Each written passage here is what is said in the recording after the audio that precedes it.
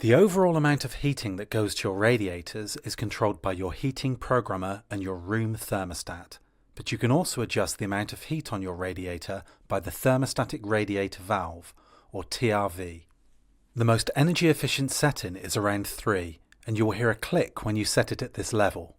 Setting to around 3 will give you scope to turn up and down the heating. You will find that some radiators do not have a TRV on them.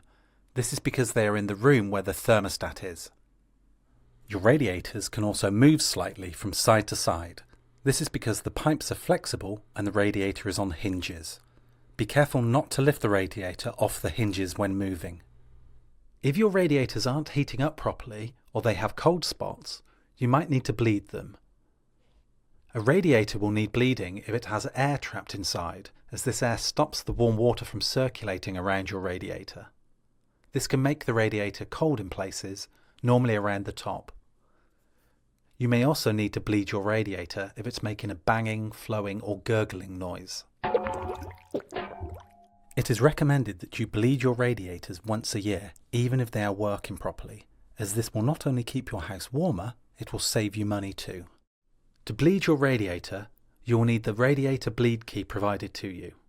Firstly, turn your heating on, as this helps build pressure in your radiators that will push the unwanted air out. Next, go through your property identifying where the cold spots or issues are. Please be aware that the radiators will be hot, so take extra care. If you need to, wear a pair of thin gloves so you don't burn yourself. Now you've identified your target radiators, you need to turn your heating off. This is important, as if you don't do this, you risk scalding yourself and covering the floor with hot water. It is possible that the water coming out will be discoloured, so putting down an old towel now can save you a cleaning job later. This is particularly important if you have carpets. Cover the affected area with any old towels. Next, insert the radiator bleed key into the valve. This is located at the top near the side. It looks like a round hole with a square inside. When you insert the radiator key into the bleed valve, you will feel them lock together. If you don't have your radiator vent key, it may be possible to use a flat-headed screwdriver.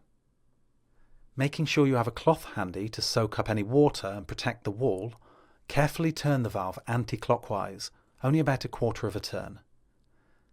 As the air begins to escape, you may hear a hissing sound. Be careful, the escaping air could be hot, so keep sufficient distance. Please note, if the whole bleed valve is turning at once, you will need to hold against the turning direction with a spanner, otherwise this will remove the vent plug and cause damage. Continue to allow the air to come out until you see water dripping. Never open the valve fully, as once you have bled the air, the water will come rushing out.